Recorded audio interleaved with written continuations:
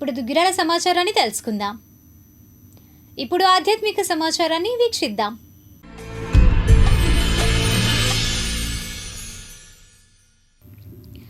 ప్రముఖ సినీ నటుడు దివంగత సూపర్ స్టార్ కృష్ణ విగ్రహాన్ని తొలగించాలనే ప్రయత్నాలు సరికాదని వైఎస్ఆర్సీపీ మైనార్టీ విభాగం జిల్లా ప్రధాన కార్యదర్శి కృష్ణ అభిమాన సంఘం ప్రతినిధి షేక్ సుభానీ అన్నారు.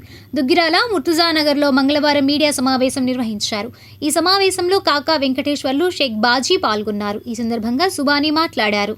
సినీ నటుడు దివంగత సూపర్ స్టార్ కృష్ణ గారి విగ్రహాన్ని తొలగించాలనే ప్రయత్నాలు సరికాదు.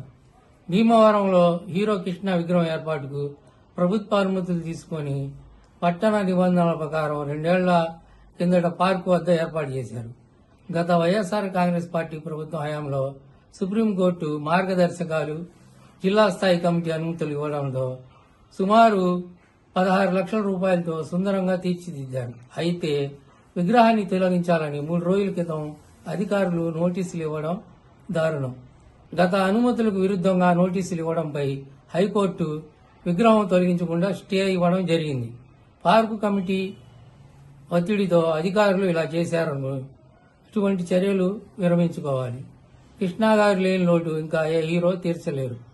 కుల ప్రాతికతో సంబంధం లేకుండా అన్ని కులాలలో అభిమానాన్ని గెలుచుకున్న హీరో ఒక్క కృష్ణా గారు మాత్రమే. ఆయన ట్రెండ్ ఫాలో అవ్వలేదు. ఆయనే సరికొత్త ట్రెండ్ సృష్టించారు. అభిమానుల గుండెల్లో ఆరాధ్య దైవంగా నిలిచారు. గత 15 ఏళ్లుగా కులాన్ని బట్టి వారి కుల నటులను గొప్పగా చెప్పుకుంటున్న ట్రెండ్ నడుస్తుంది. కృష్ణ గారి విషయంలో అలాంటి ట్రెండ్ ఎప్పుడూ లేదు. అన్ని కులాల్లో అభిమానం గెలుచుకున్న హీరో కృష్ణ గారు మాత్రమే. అంతేకాదు ఆయన గొప్ప మానవతావాది, ఆజాత శత్రువు. రాష్ట్రంలో ఏ ప్రకృతి విపత్తులు సంభవించినా ముందుగా స్పందించి సహాయ సహకారాలు అందించే మహనీయుడు. సినీ పరిశ్రమలోని చిన్న నిర్మాతలకు, కార్మికులకు ఆపద్బాంధవుడు. తెలుగు సినీ పరిశ్రమలో నూతన టెక్నాలజీని తీసుకురావడానికి మహామహులే ధైర్యం చేయలేకపోయేవారు. కృష్ణ గారు సాహసోపేతమైన నిర్ణయాలతో ప్రేక్షకులకు పలు రకాల నూతన టెక్నాలజీలను పరిచయం చేసి తెలుగు సినిమా గాలిని దశ దిశలా పెంపొందించారు. ప్రపంచవ్యాప్తంగా డేరింగ్ అండ్ డాషింగ్ హీరోగా పేరు తెచ్చుకోవడంతో పాటు పార్లమెంట్ సభ్యులుగా కూడా ప్రజాసేవ చేశారు. ఇటీవల విశాఖపట్నంలోనూ ఇలాంటి ఘటన జరిగింది. అందరి వాడు మహామనిషి కృష్ణ గారి విగ్రహాల గురించి వివాదాలు తగవని ఈ సందర్భంగా మేము విజ్ఞప్తి చేస్తున్నాం. దుగ్గిరాల తెలుగుదేశం పార్టీ కార్యాలయం నందు మంగళవారం సాయంత్రం కూటమి నాయకులు సమావేశం నిర్వహించారు.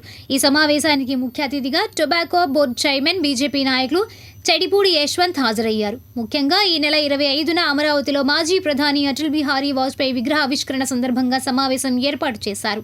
ఈ సమావేశంలో కూటమి నాయకులు, జనసేన పార్టీ మండల అధ్యక్షులు పసుపులేటి శ్రీనివాసరావు, మండల బీజేపీ అధ్యక్షులు అడప వెంకట్రావు, రాష్ట్ర వాణిజ్య విభాగం ప్రధాన కార్యదర్శి గూడూరు వెంకట్రావు, నియోజకవర్గ తెలుగునాడు ఉపాధ్యాయ సంఘం అధ్యక్షుడు బల్లూరు నరసింహారావు, జిల్లా బీజేపీ మాజీ ప్రధాన కార్యదర్శి చుండూరు ఉమామహేశ్వరరావు, జనసేన పార్టీ నాయకులు సంకా లక్ష్మీనారాయణమూర్తి, మార్కెట్ డైరెక్టర్ కొంగర జోగేంద్ర ప్రసాద్, మండల మాజీ బీజేపీ అధ్యక్షులు పసుపులేటి గణేష్, తాడిబోయిన శ్రీధర్, కోనంకి శంకర్, కాజా భాస్కర్రావు, పసుపులేటి శ్రీనివాసరావు, కారుమూరి మోహన్ రావు తదితరులు పాల్గొన్నారు. అనంతరం వచ్చిన అతిథులకు సన్మానించారు. ఈ సందర్భంగా వారు మాట్లాడారు. జీవిత విశేషాలు తీసుకుంటే వారి యొక్క జీవితం ఎంతో మందికి స్ఫూర్తిదాయకంగాను, ఒక రాజకీయాల్లో ఒక నీతి, నిజాయితీ, నైతిక విలువలు పాటించే ఒక గొప్ప వ్యక్తిత్వానికి స్ఫూర్తిగా నిలిచే ఆ నాయకుని యొక్క విగ్రహాన్ని ఏర్పాటు చేసుకోవాలని సంకల్పించింది భారతీయ జనతా పార్టీ.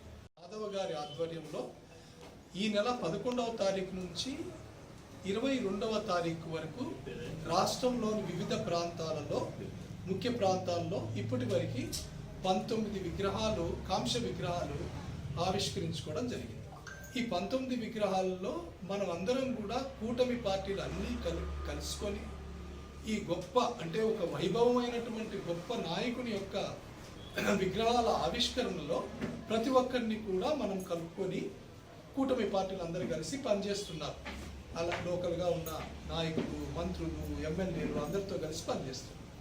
ఈ సందర్భంలో 19 విగ్రహాలు ఏర్పాటు చేసుకున్న తరుణంలో అంత మహా గొప్ప నాయకుని యొక్క విగ్రహాన్ని రాజధానిలో కూడా ఏర్పాటు చేసుకుంటే బాగుంటుందనే సదుద్దేశంతో గౌరవ ముఖ్యమంత్రి గారిని భారతీయ జనతా పార్టీ అధ్యక్షుడు సంప్రదించగా వారికి గౌరవ ముఖ్యమంత్రి గారికి మరియు అటల్ బిహారీ వాజ్పేయి గారికి ఉన్న గొప్ప అనుబంధంతో వారు దానికి ఒప్పుకొని ఈ కార్యక్రమానికి మేము పూర్తిగా సహకరిస్తామని చెప్పి వారు వాగ్దానం చేసి ఈ 19 ప్రాంతాల్లో రాష్ట్రంలోని వివిధ ప్రాంతాల్లో విగ్రహాల ఏర్పాట్లకు కూడా పూర్తి సహాయ సహకారాలు అందిస్తున్నారు. పురపాలక శాఖ మంత్రి గౌరవ నారాయణ గారు కూడా చాలా జాగ్రత్తలు తీసుకుంటూ మాకు చక్కని సహాయ సహకారాలు అందిస్తున్నారు. ఈరోజు ఎన్డీఏ కూటమి సభ్యులందరూ సమావేశం అవటం చాలా బాగుంది. ఎందుకంటే ఈ సందర్భం కూడా మంచి సందర్భం. ఒక రాజనీతిజ్ఞుడు, నిస్వార్థపరుడు, భారతదేశ రాజకీయాల్లోనే కలికితురాయి అటువంటి వ్యక్తి ఈ రోజు వరకు స్వతంత్రం వచ్చిన తర్వాత అటువంటి వ్యక్తిని మీరు చూడాల్సిందే. ఒకే ఒక వ్యక్తి, భారతరత్న అవార్డు గ్రహీత మన అటల్ బిహారీ వాజ్పేయి గారు. ఎందుకంటే రాజకీయాలు ఎంతో మంది చేస్తున్నారు. ఆయన చేసిన రాజకీయం ఇప్పుడు రాజకీయ నాయకులకి ఆయన పుస్తకం చదువుకుంటే చాలు, ఈ కుళ్ళు కుతంత్రాలు ఉండవు.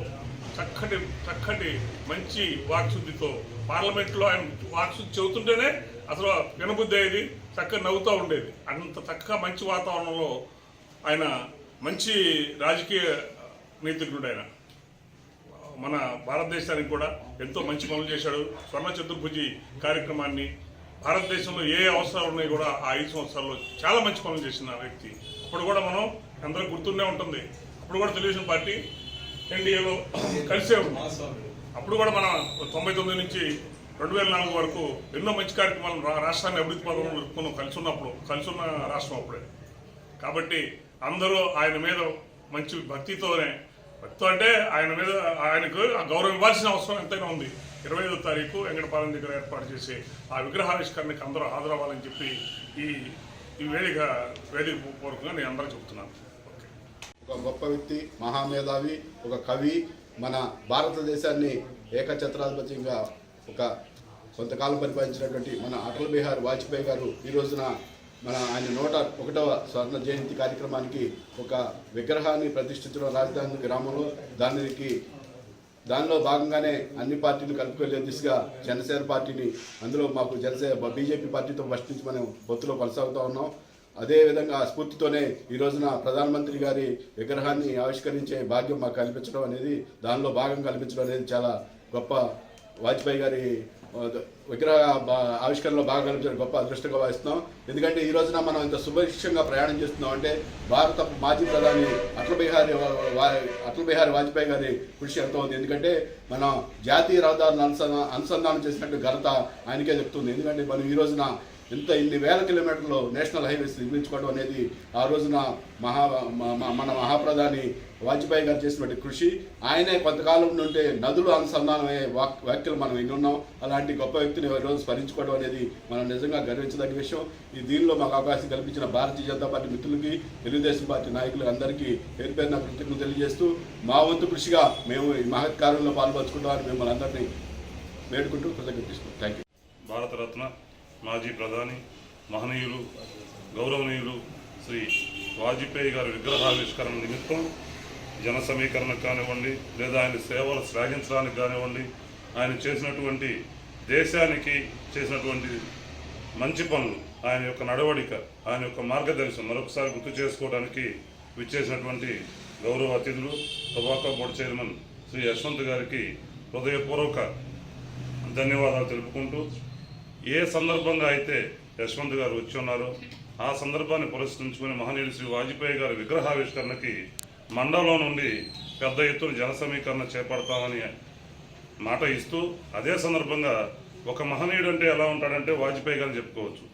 ఆయన 1924 మధ్యప్రదేశ్ గ్వాలియర్లో జన్మించి 1968 నుంచి 1973 వరకు జనసంఘ అధ్యక్షుడిగా పనిచేసి 1980 నుంచి 1986 వరకు భారతీయ జనతా పార్టీ వ్యవస్థాపక అధ్యక్షుడిగా పనిచేస్తూ ఉత్తమ పార్లమెంటేరియన్ అవార్డు, అలానే భారతరత్న, ఆయన భారతరత్న 2015లో ప్రదానం చేసేటప్పుడు ఆయన అనారోగ్యంతో మంచం మీద ఉంటే ఆయన దేశానికి చేసిన సేవలను గుర్తుంచుకొని ఆనాటి రాష్ట్రపతి ఆయన స్వగృహానికి వెళ్ళి భారతరత్న ఇవ్వడం అంటే అటువంటి వ్యక్తి యొక్క జీవిత చరిత్ర ఈ తరం అని తెలుసుకోవడం చాలా ఇంపార్టెంట్.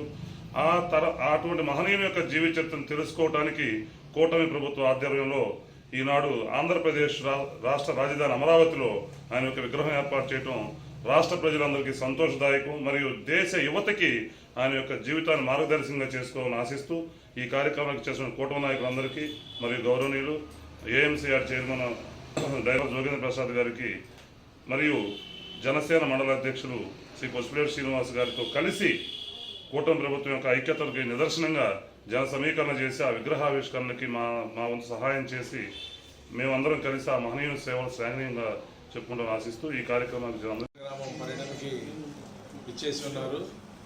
మనకి రేపుగా ఎల్లుండు 20వ తేదీ క్రిస్మస్ రోజున అటల్ బిహారీ వాజ్పేయి గారి 100వ జయంతి ఉత్సవాల సందర్భంగా మన రాష్ట్ర రాజధాని అమరావతి వెంకటాయపాలెం నందు ఆయన యొక్క కాంస్య విగ్రహాన్ని రాష్ట్ర ప్రభుత్వం 2 ఎకరాల స్థలంలో ఆవిష్కరించి ఒక స్మారక స్తూపము, అదేవిధంగా ఆ ప్రాంతం ఒక పర్యాటక ప్రాంతంగా తీర్చిదిద్దుతుంది. ఈ యొక్క విగ్రహాన్ని మన ముఖ్యమంత్రి గారు చంద్రబాబు నాయుడు గారు, ఉప ముఖ్యమంత్రి గారు పవన్ కళ్యాణ్ గారు, అదేవిధంగా కేంద్ర మంత్రులైన భారతీయ జనతా పార్టీ నాయకులు కొంతమంది చేస్తున్నారు. అదేవిధంగా ఈ కార్యక్రమం అంతా కూడా మా రాష్ట్ర అధ్యక్షులు పివిఎన్ మాధవ్ గారు అధ్యక్షతన జరుగుతుంది. మరి ఈ కార్యక్రమం గురించి విధి విధానాలు తెలియజేయడానికి ఈరోజు దుగ్గిరాల గ్రామానికి మా టొబాకో బోర్డు చైర్మన్ గారు యశ్వంత్ గారు చేసి ఉన్నారు.